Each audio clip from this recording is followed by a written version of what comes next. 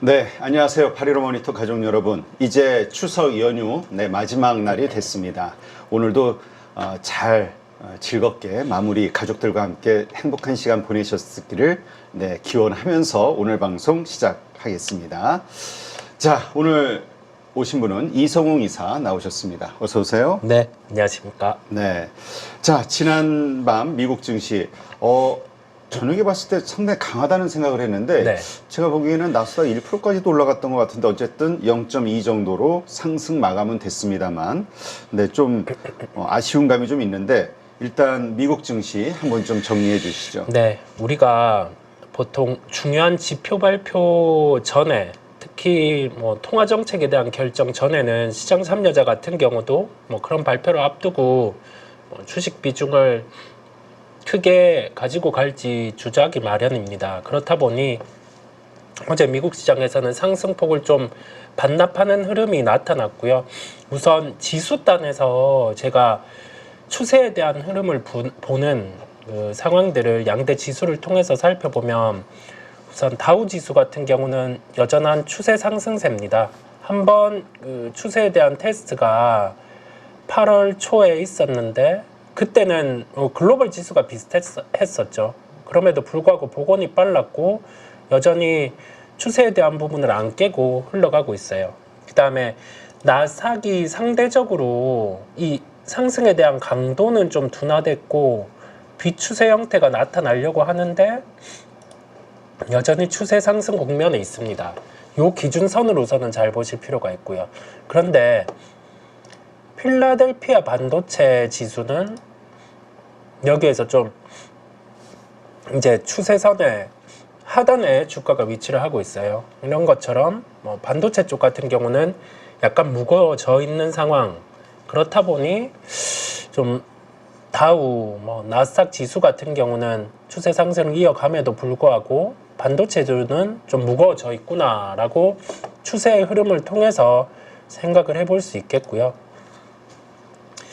어제 미국 시장에서 우리가 금리 발표를 앞두고 보통 금리의 방향이 거의 정해졌다라고 보잖아요. 인하는 결정이 되었고 이게 25bp인지 50bp인지 또는 정말 의외로 75bp인지 가능성은 낮지만 50bp 정도는 시장에서 열어두고 지금 가격 지표들은 반응을 하고 있습니다. 업종별로는 유가가 지금 70불에서 더 이상 빠지고 있지는 않아요. 이게 하방 경직성이 나타나고 있거든요. 원자재 가격이 안 빠진다라는 점의 의미를 뒤에서 해석을 해보겠고요. 어제는 에너지와 경기 소비재 쪽이 강했고 보통 금리 인하기에 상승이 나타나는 부동산 쪽 같은 경우는 어제 좀 약했어요. 시장이 전반적으로 혼조세가 나타남을 우리가 맵을 통해서는 알 수가 있겠고요. 엔화 같은 경우가 우리나라 연휴간에 140엔을 깨는 흐름이 나타났어요.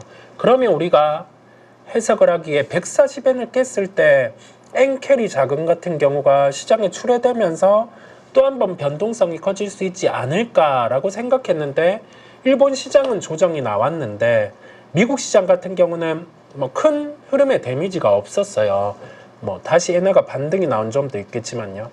그러면 우리가 이 결과론적인 해석이 아니라 지금 통화에 대한 방향은 특히 엔화의 방향은 한번 추세가 정해지면 그 방향대로 가는 특성이 다른 통화보다는 더 강해요. 그래서 지금 생각할 건 엔저의 시대 같은 경우는 이제 마무리가 되는 국면이다라고 해석을 할 수 있겠고요. 그러면 심리적인 지지선인 140엔을 깨면 또 엔캐리 자금이 출회돼서 시장이 여기에서 또 파국으로 가느냐, 그게 아니라 방향은 정해진 겁니다. 방향은 이제 엔화 가치 상승으로 정해진 거고, 물론 이번 주 금요일에 금정회의 그 부분을 또 확인하고 방향을 이렇게 속도를 테스트하겠지만 방향은 정해졌고, 여기에서 8월 5일 정도 한 3% 이런 변동성 크게 나타나지 않는 한 엔캐리에 대한 우려는 약간은 접어두고 가셔도 된다라는 말씀을 드려요. 단기 엔캐리 자금은 대부분 출회된 것으로 보이고요. 장기 엔캐리 자금 같은 경우가 이제 여기에서 연착륙이라는 표현을 쓰죠. 이런 3% 같은 변동성이 출회되지 않으면 시장에 대해서는 좀 스며들어서 나올 수 있는 수급 정도로 해석을 해볼 수 있겠습니다. 여기에서 핵심은 방향이 아니라 속도라는 점을 기억을 하시면 될 것 같아요. 다음으로 미국의 시가총액 상위주들 흐름이었어요. 금리 인하가 확정되는 시장입니다. 그러면 우리가 일반적으로 생각할 수 있는 거는 뭐 금융주의 강세, 그다음에 뭐 건설 건자재주의 강세, 여기 더해져서 테크 같은 경우도 올라와야 하는데 그게 아니라 시장 참여자들은 시총 상위 주들로 내비친 흐름은 잘 모르겠다. 아직 데이터를 보겠다. 50bp 같은 경우는 멘트를 워낙 녹여놓은 상황이다 보니까 적극적인 주식 매수 같은 경우는 좀 데이터를 보고 하겠다라는 점을 다우 지수의 시가총액 상위주들로는 내비쳤고요. 나스닥 쪽 같은 경우도 우리가 엔비디아 같은 경우는 약한 반면 뭐 애플, 뭐 마이크로소프트, 뭐 자사주 매입이라든지 그런 정책을 발표한 그 다음에 뭐 구글 이런 쪽 같은 경우는 반등이 나왔거든요. 테크는 일부 강세 정도.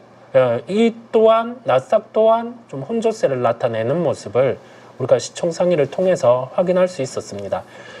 미국의 시가총액 상위를 보는 이유는 공통적인 업종의 강세가 나타낼 때 그때가 지수의 추세 강화가 더 뚜렷해지는 면이 있기 때문에 시가총액 상위주를 보는 거고요.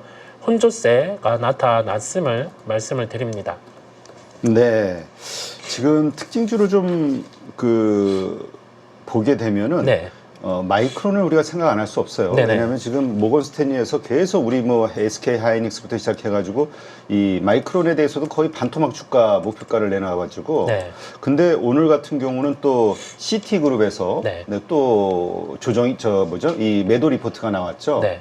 그러다 보니까 진짜 이거 반도체에 대한 이 뷰가 점점 확산이 되는 건가 싶은 생각이 들기도 해요. 네.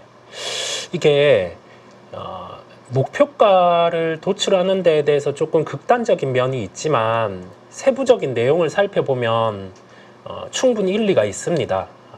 왜 그렇냐라고 하면은 우리가 작년에 SK 하이닉스를 볼 때 그때 최종적으로 감산에 대한 부분이 진행이 될 때 목표가 톤을 한번 낮추면서 우리가 매수에 대한 관점을 가지고 갔었어요. 그 가격이 한 7만 원대 이하였죠. 최종적으로 한번 수정을 했었어요. 그리고 나서 지금 주가가 SK 하이닉스 기준 24만 8,500원까지 올랐다가 15만 원까지 하락을 해 있어요. 15만 원대까지 하락을 해 있어요. 그러면 자, 이 사이클에 대해서 생각을 해 봅니다.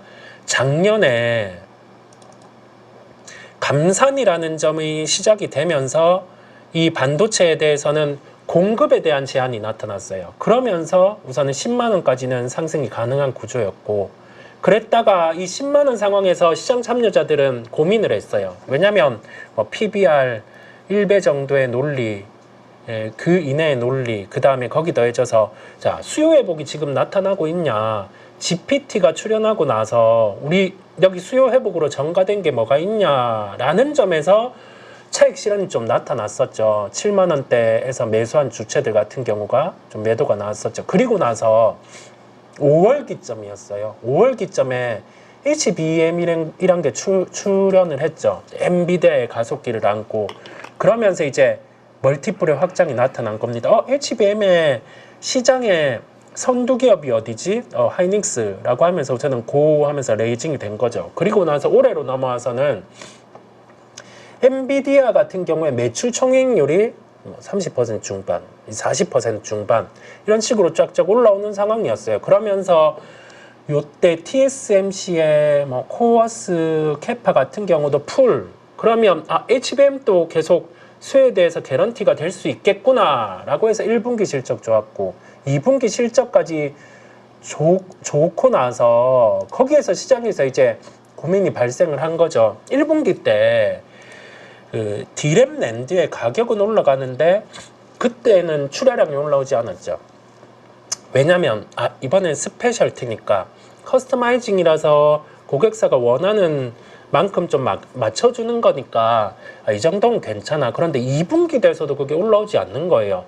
또 한 번 커스터마이징 얘기가 나왔죠. 그때 시장에서 해석을 한 건 자, HBM 같은 경우는 타이가 3배 크고 고객 맞춤형이니까 당연히 출하량이 안 올라올 수 있지 않냐라는 퀘스천 마크가 붙었는데 시장에서 애널리스트 분들의 논리는 원래는 이 사이클이 2년 주기로 따지자면 한 내년 중반 정도에는 주가 이 사이클의 피크가 도래할 수 있다라는 게 일반적인 관점이었는데 그보다 더 시기가 앞당겨질 수 있다라는 논리거든요. 왜냐면 지금 D램, 낸드 가격은 올라올 만큼 올라왔고 그런데 여기에서 출하량이 안 올라오고 있는 상황이다 보니까 여기에서는 가격을 낮추고 직접적으로 낮출 수 없는데 이제 가격이 좀 D램 기준으로 꺾이기 시작을 한 거죠.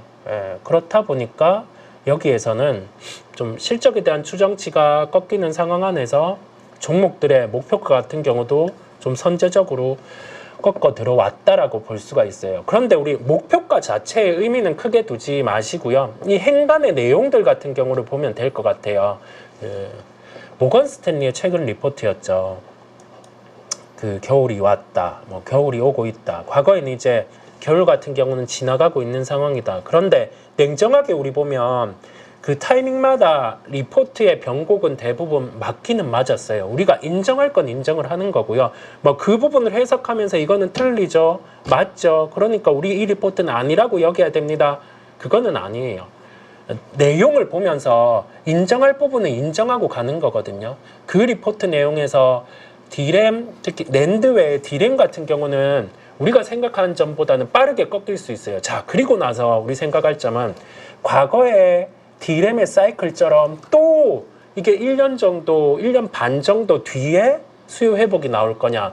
이번엔 조금 다를 수 있다라는 점이에요. 왜냐면 디바이스로 시작된 반도체 수요의 사이클은 아직 나오지는 않았어요. 우리가 온디바이스 얘기를 계속 해왔잖아요. 그런데 갤럭시는 속도가 좀 느렸죠. AI를 탑재한 수요 같은 경우가.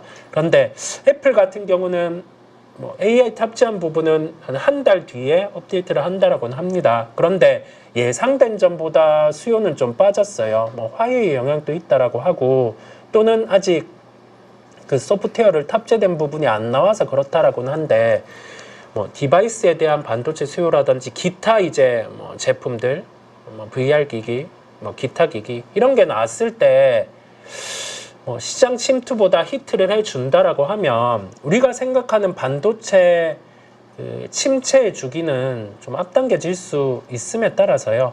좀 무작정 비관할 필요는 없고 각 종목들 하이닉스라든지 삼성전자의 가격 메리트가 발생했는지를 좀 체크할 필요가 있음을 말씀을 드립니다. 네. 자, 시티그룹 이 매도 리포트가 아니라 정확하게 얘기하면은 그 목표 주가 하향 조정이죠. 네, 175불에서 150불로. 네. 근데 어쨌든 지금 주가가 88불, 89불 가까이 되는 정도인데, 네. 어쨌든 강보합 정도로 마감이 된 거 보면은, 네, 리포트 영향을 받지는 않은 것 같은데, 근데 그 마이크론에 대한 목표 주가, 모건 스탠리의 그 목표 주가를 보면은 그런 생각은 들어요. 그래서 목표 주가를 지금 100불로 낮췄죠. 네. 그 모건 스탠리가 그 140에서 100불로 28% 하향 조정을 했는데 그때의 그 마이크론의 기업 밸류에이션 이게 우리 목표 주가 12만 원으로 잡은 SK 하이닉스의 밸류에이션과 비교했을 때 나는 많이 차이가 나는 것 같거든. 네네. 네. 그렇죠. 매출 이익단도 그렇고 PER로 봐도 그렇고 PBR도 그렇고 참 애매해요. 이게 미국장이니까 더 프리미엄을 줘서 그런가? 그런 부분에 대해서는 약간은 하이닉스에 대해서는 할인을 더 준 게 명백해요. 한국장이라? 네. 왜냐면 하이닉스 기준 12만 원이 PBR로 봐서는 한 1.2배 정도. 그러니까 지금 네. 얘네는 지금 88불인데 지금 한 2.23배 정도 되거든. 마이크로는. 네네. 그러면 100불 정도면은 한 2.56배 정도 된다는 얘기인데 네. 우리는 그렇고 그 점을 본 것 같아요. 지금 하이닉스가 한 16만 원 정도인데 한 30% 가격을 한 30% 25%에서 30% 할인을 준 거거든요. 거기에서 판단한 건 계산을 어떻게 한지는 잘 모르겠으나 그 최악의 시나리오를 대입해서 하이닉스가 빠질 수 있는 맥스가 그 정도 가격이거든요. 12만 원. 그 이하는 정말 그 시스템 리스크 가격. 이게 불황으로 갔을 때 이 사이클이 꺾여서 내려간다라는 점을 인정할 때 갈 수 있는 가격이 12만 원이거든요. 그래서 아까 목표가를 좀 크게 고려하지 말자라고 하는 게 SK 하이닉스의 목표가를 도출할 때는 너무 극단적인 데이터를 대입을 했어요. 전자 같은 경우도 보면 지금 전자 가격이 한 6만 원대 정도죠.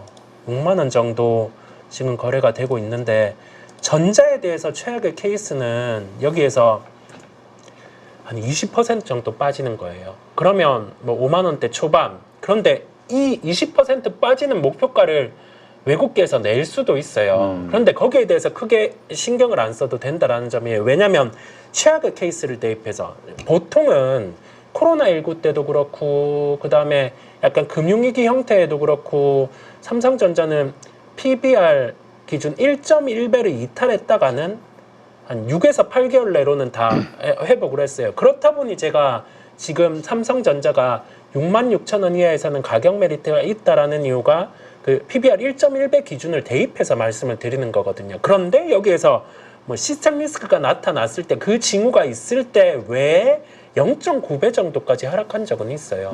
하락했다가는 복원이 빨랐던 거죠. 그렇다 보니까 그런 뭐 목표가에 대한 주장은 나올 수 있는데 우리가 목표가에 대한 부분에 큰 신경보단 이 세부적인 내용이 합리적인가, 발생 가능한가, 그걸 좀 고민해 볼 필요가 있을 것 같아요.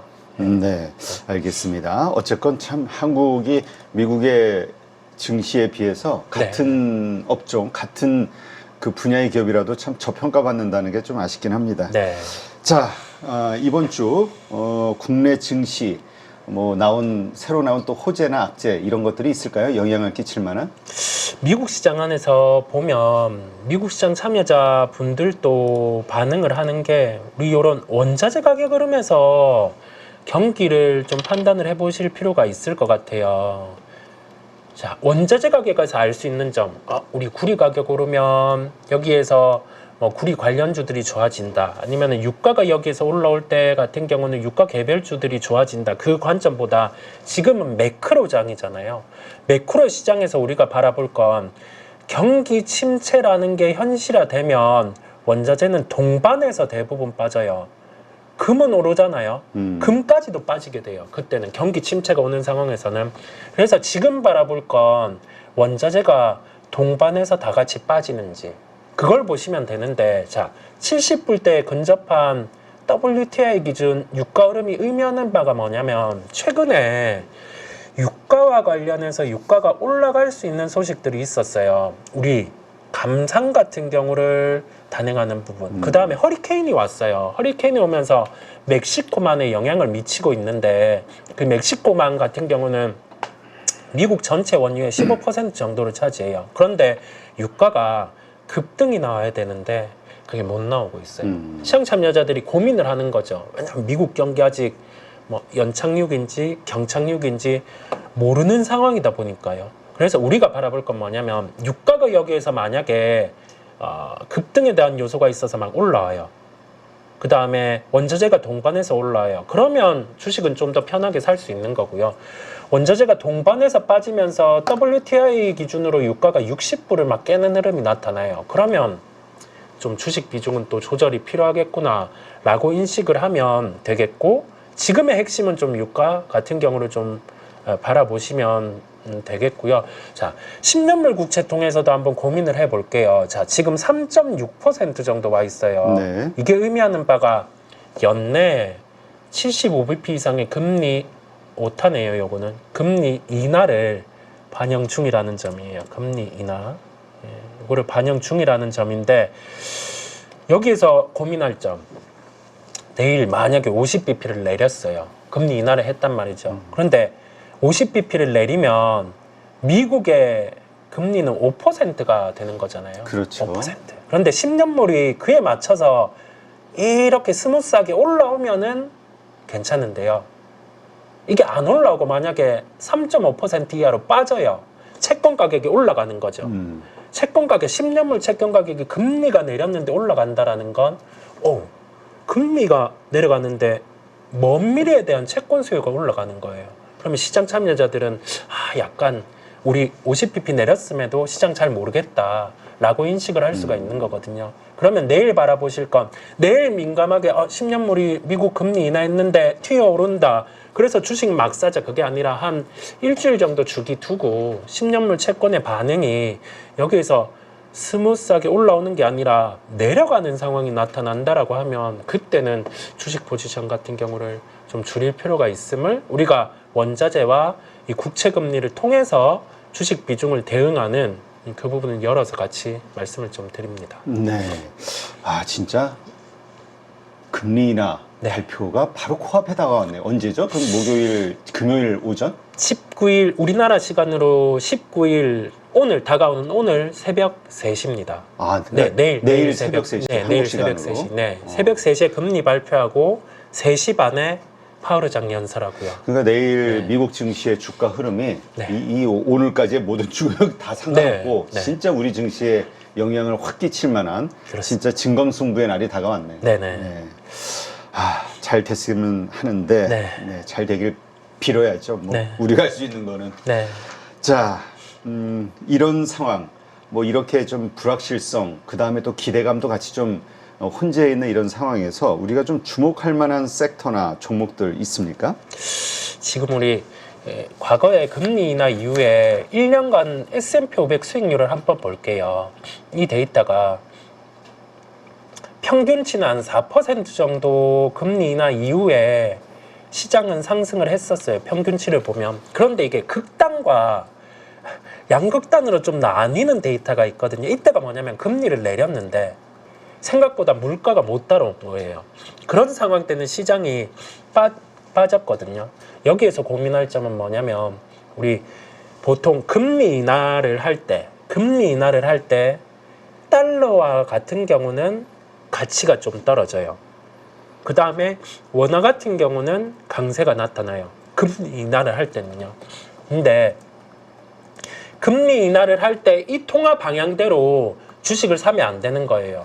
원화 강세 수혜주를 찾으면 안 된다는 게 뭐냐면 금리가 통화와 함께 인하를 했기에 이게 강해지는 게 아니라 인하하면서 경기 같은 경우에 체력이 강했기에 그때 같은 경우는 달러와 같은 경우가 서서히 약세가 나타나고 원화가 강세가 나타난 거거든요. 지금처럼 연착륙이냐 경착륙이냐 이 금리 통해서 고민이 되는 시기 때는 달러와 같은 경우가 여기에서 원래는 약달러로 가야 되는데 안 갈 수 있단 말이죠. 그렇다 보니까 통화와 관련된 수혜 종목을 찾으시는 건 지금 시기에는 부적합하다라는 말씀을 드리고요.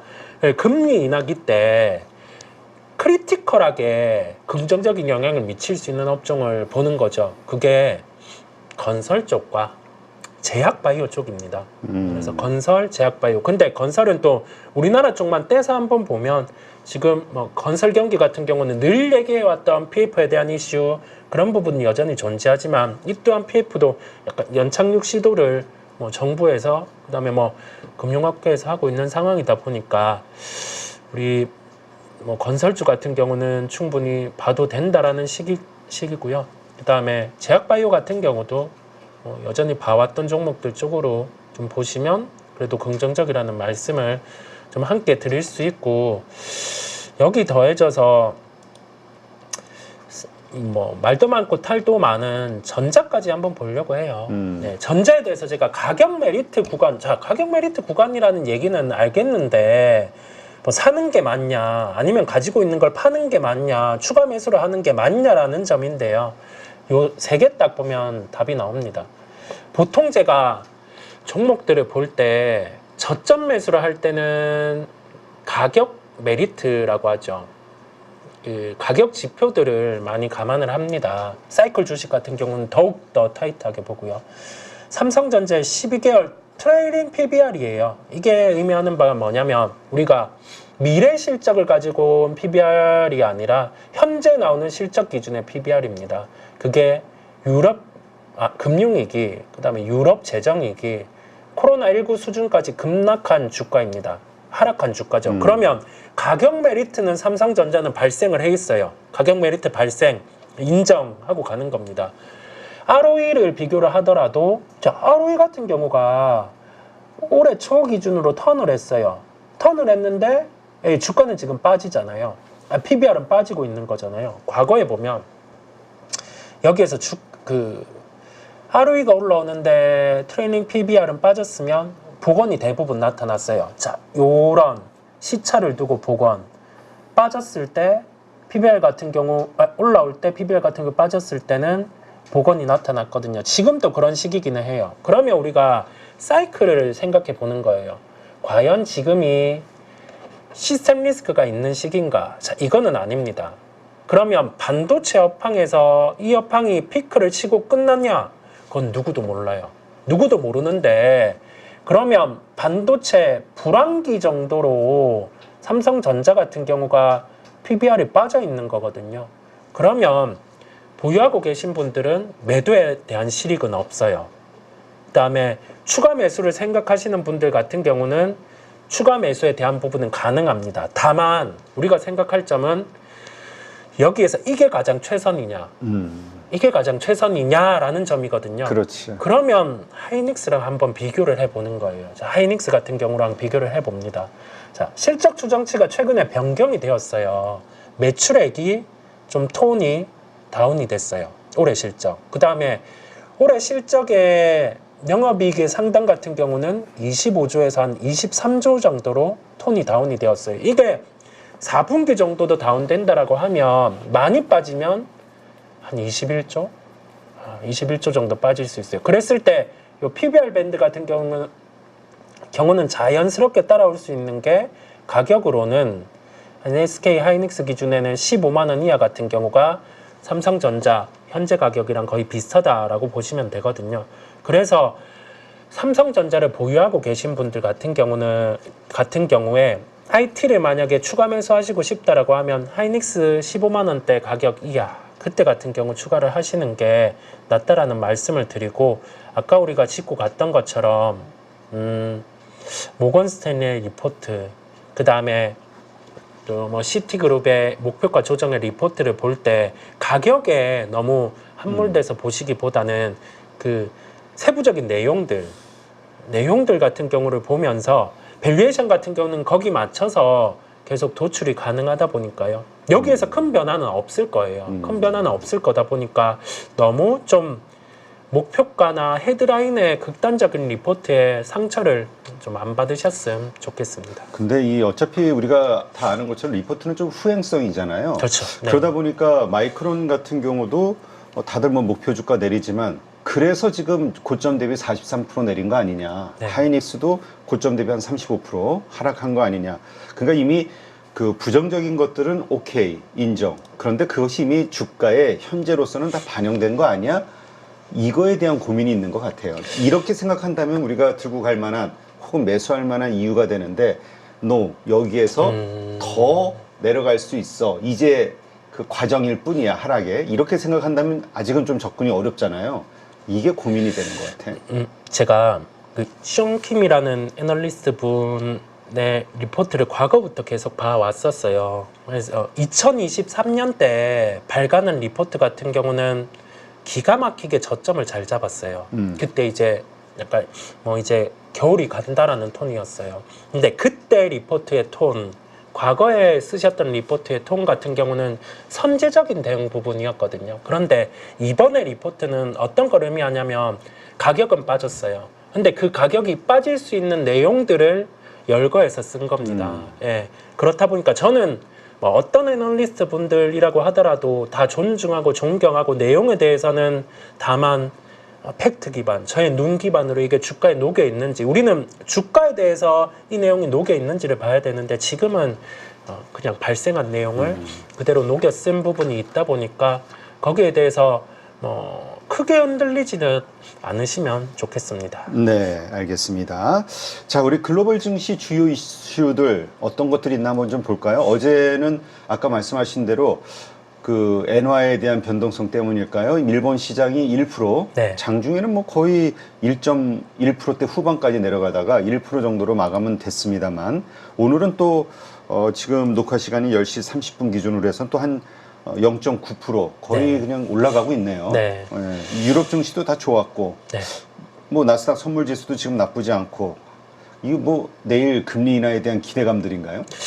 이게 일본 시장 같은 경우는 엔화에 워낙 민감하다 보니까 좀 조정이 나왔다가 다시금 반등이 나온다라고 해석을 해볼 수 있겠고요. 엔화가 다시 올라가니까 네, 하긴 네. 지금 엔화가 0.88% 141N67 올라가고 있긴 하네요. 네, 그런 모습에 따라 연출이 되고 있고 오늘 미국 시장 같은 경우는 보통 특히 더 의미가 없는 게 금리 결정 때고 그때 그 다음에 파월 의장의 발언 이후부터가 진짜 시장의 방향이다 보니까 다들 눈치를 볼 거예요. 10시부터 새벽 3시까지는요.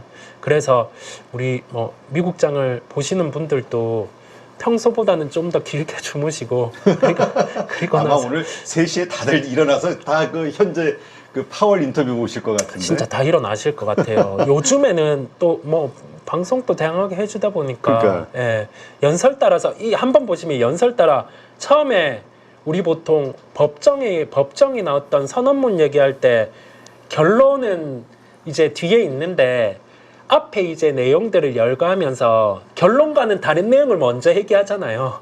그것처럼 좀 파월 의장 발언 같은 경우는 스타일이 그 선언문이나 그런 거와는 다르게 거의 초반에 이제 내용을 녹여놔요. 그래서 초반에 녹여놓는 내용을 좀 보시면 감이 잡히실 거고 도저히 이게 어떤 방향으로 갈 거다라고 예상이 안 되는 게 원래는 25bp가 압도적으로 우위였는데 지금 올라온 부분은 9월 50bp 금리 인하 확률이 63%까지 올라왔어요. 올라온 상황이기도 하고요. 그 다음에 뭐 지금 월스트리트 저널이라든지 이제 연준의 대변인이라고 일컫는 뭐 분 같은 경우도 50bp에 대한 부분을 계속 시장에 녹여놨다 보니까 50bp 딱 그 발표를 하고 나서 그리고 나서 파월 의장이 연내 어느 정도의 금리 인하를 열어둘 거다라는 점과 그 다음에 뭐 미국의 체력이 어느 정도다 뭐 그런 얘기들 거기에 따라서 흐름이 갈릴 수 있다 보니까 이번 금리 발표 그 다음에 파월 의장의 멘트가 더욱더 중요했다라고 볼 수가 있고 50bp에 대한 가능성도 열려있다 보입니다. 네. 지금 시장의 기대감은 좀 50bp에 쏠려 있어가지고 네, 50bp에 쏠려 만에 하나 있어요. 50bp가 안 됐을 때 또 이게 또 실망스러운 어떤 상황으로 받아들이면 이게 또 충격이 될 수도 있을 것 같기도 하고 네. 별로 뭐 이제 금리는 이제 25가 됐든 50이 됐든 신경 쓸 거 없다 이런 의견도 좀 많기도 하고 맞아요. 매크로 변수를 볼 때 저는 너무 민감하게는 안 보는 편이거든요. 최대한 시장에 가까운 변수가 뭐가 있을까라고 스스로 해석을 하고 찾아보거든요. 그런데 그 스스로 해석을 한다라는 점이 저의 주관을 대입해서 유가가 오르니까 무조건 시장은 원래 갔으니 고다 주식을 사자 그게 아니라 딱 시장과 상관계수가 높은 쪽을 찾아봐요. 그래서 아까 원자재를 말씀드렸고 뭐 유동성의 비트코인 그다음에 미국의 10년물 국채 이 정도를 보고 있는 상황인데요.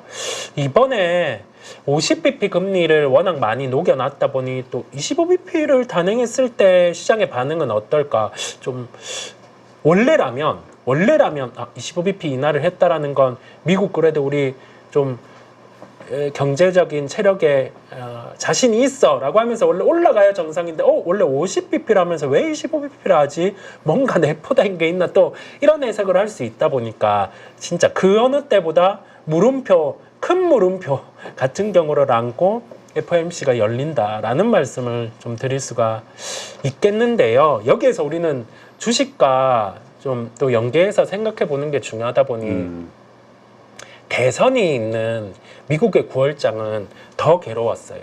맞아요. 네. 데이터상으로 그랬다고. 네. 더 괴로웠는데 이제 대선이 결정되는 10월, 11월에는 그 이후에 미국장 한 내년 3월 정도까지는 평균보다 강했거든요. 그래서 뭐 미국장 하시는 분들께서는 대선을 안고 좀 시장이 우호적인 후보가 되면 더 좋겠고, 그랬을 때는 좀 이 조정을 활용해서 주식을 살 수가 있겠고요. 국내 시장 같은 경우도 최근에는 미국장과 상관관계가 좀 떨어졌죠. 다른 여부들, 과세 여부나 이런 것도 있는데 지금 좀 시장의 우호적인 쪽으로 잡아 나가려고 하는 조짐이 보입니다. 그렇다 보니 좀 우리나라 시장도 희망을 안고 조금은 바라보려고 하고 있습니다. 근데 미국 증시는 누가 돼도 자국이잖아. 네, 자국주의. 네. 뭐 단지 종목에 대한 이 편찬이 있을지라도 미국 증시는 그냥 뭐 별 문제는 없을 것 같아요. 그쵸. 트럼프가 네. 되든 해리스가 되든 문제는 그 섹터에 대한 그 변동성 때문에 우리가 자꾸 신경 쓰는 네, 거죠. 그렇죠. 네. 네. 참 하여튼 그렇습니다. 참 좀 서럽긴 한데 할 수 없죠. 뭐 이게 현실이니까. 자, 그렇다면 우리가 이제 이 금리 인하 이후 앞으로 증시가 어떻게 흘러갈 것이냐. 물론 이제 얼마를 하게 될지 그것에 따른 시장의 반응이 어떻게 나올지 지켜봐야 되겠습니다만 그래도 한번 시나리오를 한번 예상해 보는 것도 괜찮을 것 같아요. 네. 금리 인하를 했다고 해서 시장이 무작정 오르지 않고요. 금리 인하를 했다고 해서 무작정 시장이 빠지지는 않습니다. 그런데 우리가 생각해야 될 게 장단기 금리의 역적 회복이 나타났을 땐 어느 정도 기간을 두고 어느 정도 기간일지 모르겠으나 경기 침체는 나타났다라는 점이 이거는 인정하고 보는 겁니다. 그랬을 때 이제 아까 말씀드린 부분처럼 미국의 국채금리 흐름 여기에서 10년물 기준으로 한 3.5 이하로 가면 좀 불편해질 수 있고 여기에서 지금 단행된 금리 5% 이 정도 또는 100bp 정도 금리 인하를 올해 열어둘 수 있으니 한 4% 정도 여기 붙어서 움직이면 주식 편하게 하면 되는 거고 요 기준을 갖고 한번 보시면 되겠고요. 그 다음에 미국 같은 경우는 금리 인하를 단행하고 그와 관련된 수혜주들 같은 경우에 반응이 시세 연속성이 있어요. 세론이 나오는 게 아니라. 왜냐면 통화정책의 방향이 한번 정해지면 일회성이 아니라 이 주기가 이어가는 특성이 있다 보니까요. 그래서 금리 인하와 관련된 미국의 수혜주들을 조금 찾아서 보면 될 것 같아요. 예, 그게 홈디포 이런 종목들도 있고요. 홈디포 최근에 좀 올라오기는 했어요. 여전히 신고가 이런 식으로 흘러가고 있는데 국내 건설이나 건자재와 연결해서 좀 볼 수 있는 거고 그 다음에 한 단계 더 나아가면 중국의 굴삭기 데이터는 이제 재고 소진 대부분 됐거든요. 경기가 그렇게 안 좋다는데 데이터가 이제 돌기 시작했어요. 그러면 미국도 이제 대선 그런 부분이 끝나고 나면은 물론 인프라 투자 같은 경우는 후행적이겠지만 이렇게 쌓인 재고들 같은 경우가 좀 턴을 할 수 있는 요소들이 존재합니다. 그래서 건설 기계 쪽 같은 경우도 올해 하반기에 우리가 좀 미국 쪽과 우리나라 쪽 동반해서 이 업종 같은 경우는 함께 좀 살펴볼 수 있음을 말씀을 드리고 그 다음에 공통적인 부분 워낙 다들 아시는 부분이다 보니까 제약바이오는 기초 체력이 달라졌다 보니까 종목들이 올라왔어요. 올라온 상황인데요. 금리 인하 소외가 제약바이오니까 여기서 이만큼 떠있는 종목을 사자라는 게 아니라 각 종목들의 특성 대비해서 시장이 빠져서 만약에 고점 대비해서 한 20% 조정이 들어온다. 30% 조정이 들어온다라고 하면 제약바이오 쪽 같은 경우는 볼 수 있다라고 그렇게 함께 열어두고 건설건자재, 그다음에 인프라 관련해서 건설기계, 그다음에 금리 인하 관련해서 제약바이오는 좀 끼고 갈 수 있다라는 점까지 함께 금리 인하의 틀 안에서 볼 수 있는 업종임을 말씀을 드립니다. 네. 자, 지금 그렇다면 네. 그 이제 섹터는 얘기해 주셨는데 그러니까 이러한 것들을 바탕으로 앞으로 좀 우리가 주목할 만한 종목들이 있다면 어떤 것들이 있을까? 한번 이것도 정리 좀 해주시죠. 네. 우선은 미국 기업들 먼저 보면 홈디포 주가는 꽤 떠 있다 보니까요. 근데 요즘 우리 지난번에 그 며칠 전이죠, 한 지난주였나? 그 달러 트리 네. 그거에 대해서 이야기하면서 많이 빠졌다, 폭락했다 얘기했었는데 네. 최근 한 4, 5일간 꾸준히 바닥 다지면서 많이 올라왔어요. 꽤. 그러니까요. 네. 그러니까요. 그러니까 뭔가 미국도 이렇게 그 이 소비와 관련된 종목들 네. 그동안 많이 안 좋았던 것들이 뭔가 계속 반등하는 모습을 보여줘서 글쎄 이게 추세인가 아니면 일시적일까 기술적인 네. 반등일까 좀 헷갈리긴 하더라고요. 그렇습니다. 정말 소비 관련 데이터는 또 어제 좋았어요. 네.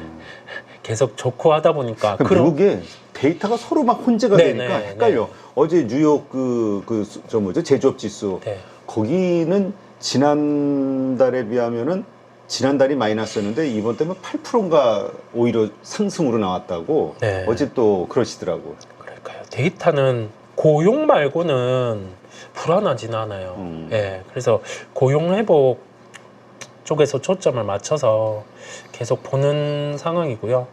뭐 소비 관련주들은 미국에서 계속 하나의 스타들이 나오다 보니까 에너지 음료 같은 경우도 그렇고 뭐 신발에서는 나오고 하다 보니 계속 좀 소비재의 스타는 미국에서 시작 또는 우리나라에서 시작이죠. 화장품 같은 경우는. 그래서 계속 좀 주시를 하고 있고요.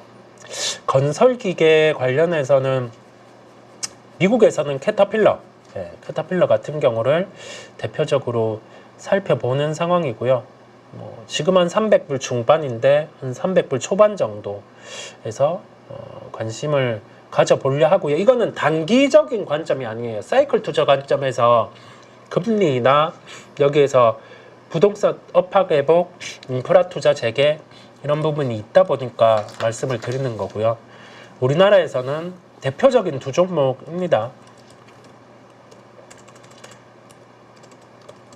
HD 현대인프라코어랑요. 이 급하게 사실 필요는 없어요. 3분기 실적까지는 안 좋을 거다 보니까 요런 종목이 만약에 한 6,000원 중반 이렇게 밀린다라고 하면 관심을 가질 수 있겠고,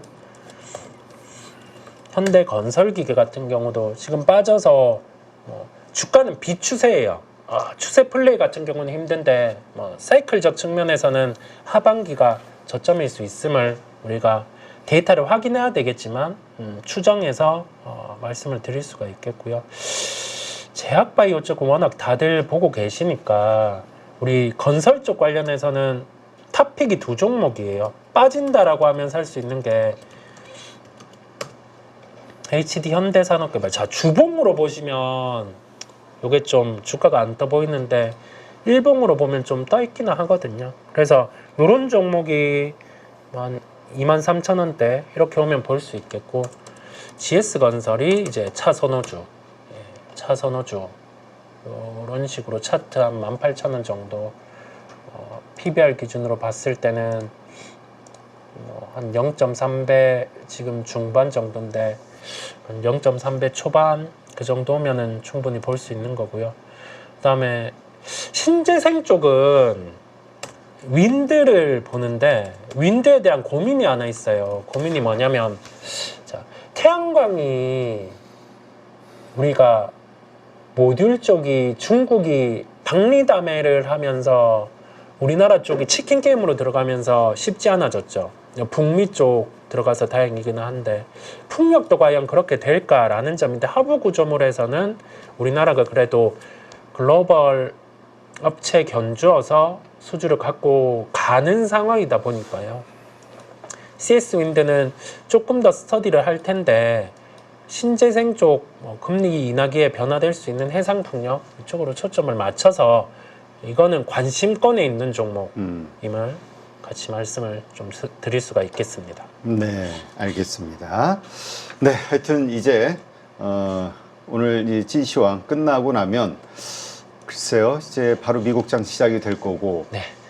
이제 드디어 기다렸던 진검승부의 날이 다가온 건데, 하여튼 3시 반 일어나서 보지 마시고요. 네.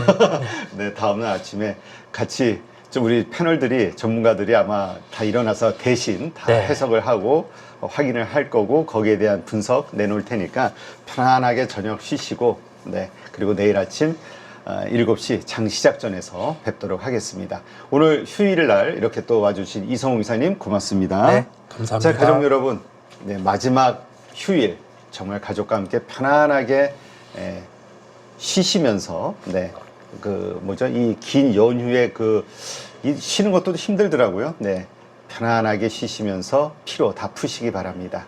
고맙습니다.